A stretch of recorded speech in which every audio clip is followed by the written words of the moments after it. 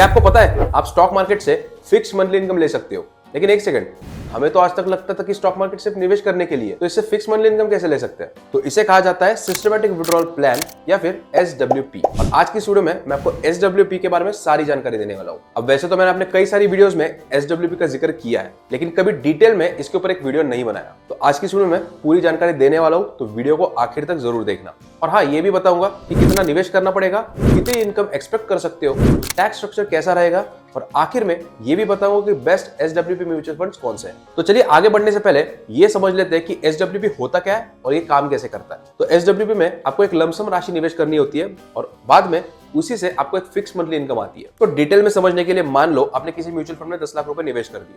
जब आपने निवेश किया उस समय उसका जो NAV है, एक यूनिट का जो NAV यानी कि नेट एसेट वैल्यू है, वो 20 रुपए चल रहा था। लेकिन आगे बढ़ने से पहले एक बार नेट एसेट वैल्यू यानी कि NAV होता क्या है ये देख लेते हैं। These two are AFL. What? You don't know what's AFL? It means absolutely finger licking. BTW Subu, what's NAV in mutual funds lingo? It keeps popping up in my SOA. Thank you. SOA? Statement of accounts, Daddy. NAV मतलब Net Asset Value. Let me explain NAV to you through your foodies lingo. This cheese masala dosa is made up of batter, potato, and cheese. The total cost of the dosa is the total sum of its ingredients. If the price of the dosa is 100 rupees, I have divided the dosa into 4 units. The price of each unit is the total price of the dosa divided by the number of the units. In mutual funds, instead of cheese and potatoes, there are stocks and bonds which have a market price. When the mutual fund is broken into units, the price of each of its unit is its NAV. Simple.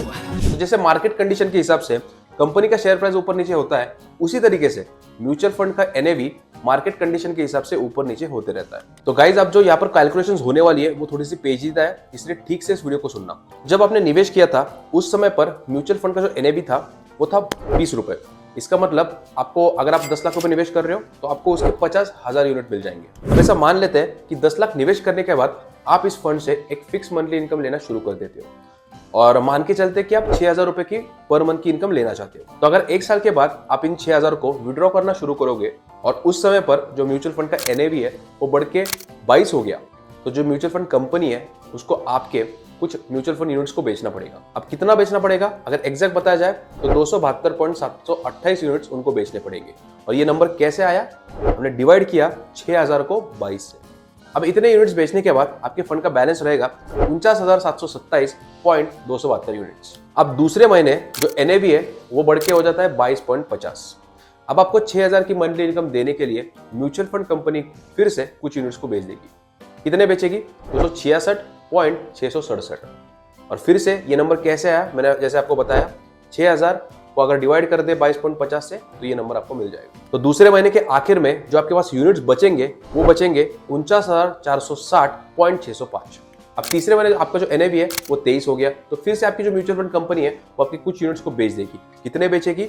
260.8696। और आपको पता है कि ये number कैसे आया। अब यहाँ पर मैं आपको एक मजेदार बात बताऊं, आपका जो बैलेंस बचा है वो बचा है 49,199.7354 बराबर।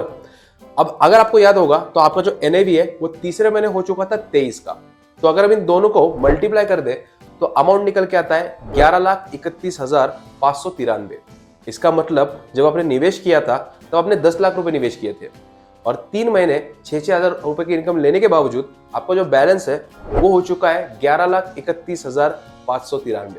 तो ये मैजिक है SWP यानी कि सिस्टमैटिक विड्रॉल प्लान का। तो अगर आप सही से प्लानिंग करोगे तो अगले 20, 30, 40 साल तक आप हर महीने मंथली इनकम जनरेट कर सकते हो और फिर भी आपका जो पैसा है वो कभी खत्म नहीं होगा। अब वो कैसे करना है वो मैं आपको पूरा डिटेल में बताऊंगा, तो वीडियो को आखिर तक जरूर देखना। तो चलो, आपको ये तो समझ में आ गया कि SWP काम कैसे करता है, लेकिन ये कैसे हो सकता है कि आप फिक्स मंथली इनकम निकालते जा रहे हो और आपका पैसा खत्म ही नहीं हो रहा है? ये क्या जादू है?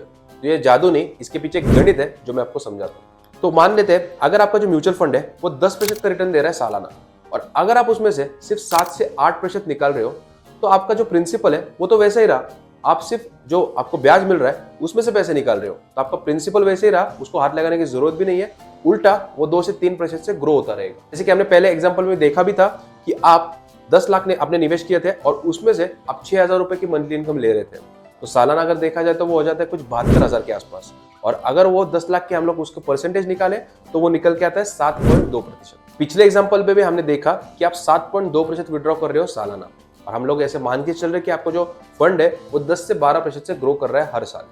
तो इसीलिए 6,000 विड्रॉ करने के बावजूद आपका जो पैसा है वो बढ़ता रहा। लेकिन इसमें हमने अभी टैक्सेशन के ऊपर ध्यान नहीं दिया है, तो एक बार वो भी देख लेते हैं। तो अगर आप इक्विटी म्यूचुअल फंड में निवेश करते हो और निवेश करने के 1 साल के बाद अगर आप विड्रॉ करना शुरू करते हो, तो फिर आपको लॉन्ग टर्म कैपिटल गेन के हिसाब से टैक्स देना पड़ेगा। यानी कि पहले 1 लाख पे आपको कोई टैक्स नहीं लगेगा, लेकिन उसके बाद आपको 10% लगेगा। अब हमारे केस में हम लोग सिर्फ 6,000 विड्रॉ कर रहे हैं, यानी कि साल का सिर्फ 72,000, तो यहाँ पर हमें कोई टैक्स नहीं देना पड़ेगा। चलिए अब देखते हैं कि 2024 में कौन से अच्छे म्यूचुअल फंड्स है SWP के लिए। अब वैसे तो आपके लिए कौन से बेस्ट फंड्स है ये तो पता चलता है कि आपकी रिस्क लेने की क्षमता कितनी है उसके ऊपर, लेकिन फिर भी एक ठीक ठाक जोखिम लेने वाले बंदे के लिए कौन से फंड्स बेस्ट हो सकते हैं ये मैं आपको बताऊंगा। तो सबसे पहली पसंद है वो है quant absolute fund growth plan. अब ये जो फंड है वो 70 से 75% पैसा आपका इक्विटी में होल्ड करता है, उसके बाद 10 से 15% डेट में और बाकी का कैश होल्ड करता है। अब ये जो फंड है वो 2013 में शुरू हुआ था और अभी तक एवरेज अगर सालाना रिटर्न देखे तो 17% का दे चुका है। इसका जो एक्सपेंस रेशियो है वो 0.75% और जो एग्जिट लोड है वो है 1%। दूसरा फंड है HDFC बैलेंस्ड एडवांटेज फंड। अब ये जो फंड है वो थोड़ा सा रिस्की है क्योंकि ये 60% हिस्सा निवेश करते हैं इक्विटी के अंदर और 30% हिस्सा निवेश करते हैं डेट के अंदर। इस फंड की शुरुआत हुई थी 1999 में और ये अभी तक अगर देखा जाए तो एवरेज सालाना रिटर्न दे चुका है 15% का। और इसका जो एक्सपेंस रेशियो है वो है 0.80% और जो एग्जिट लोड है वो है 1%। और जो तीसरा फंड है वो है कैनरा रोबेको इक्विटी फंड। अब ये क्वांट एब्सोल्यूट की तरह ही है क्योंकि ये 75% हिस्सा निवेश करते हैं इक्विटी के अंदर, 20% डेट के अंदर और बाकी का कैश होल्ड करते हैं। तो इस फंड की जो शुरुआत है वो 2013 में हुई थी और ये अभी तक सालाना रिटर्न एवरेज सालाना रिटर्न दे चुका है 16% के आसपास। और इसका जो एक्सपेंस रेशियो है वो है 0.59% और एग्जिट लोड है 1%। तो ये थे कुछ 2024 के बेस्ट म्यूचुअल फंड्स SWP के लिए। अगर आपके मन में कोई भी सवाल इस वीडियो से जुड़ा हुआ तो मुझे कमेंट्स में जरूर बताना। अगर वीडियो पसंद आया तो लाइक जरूर करना क्योंकि बहुत मेहनत से हम लोग वीडियो बनाते हैं, और अगर चैनल पर नए हो तो सब्सक्राइब जरूर करना।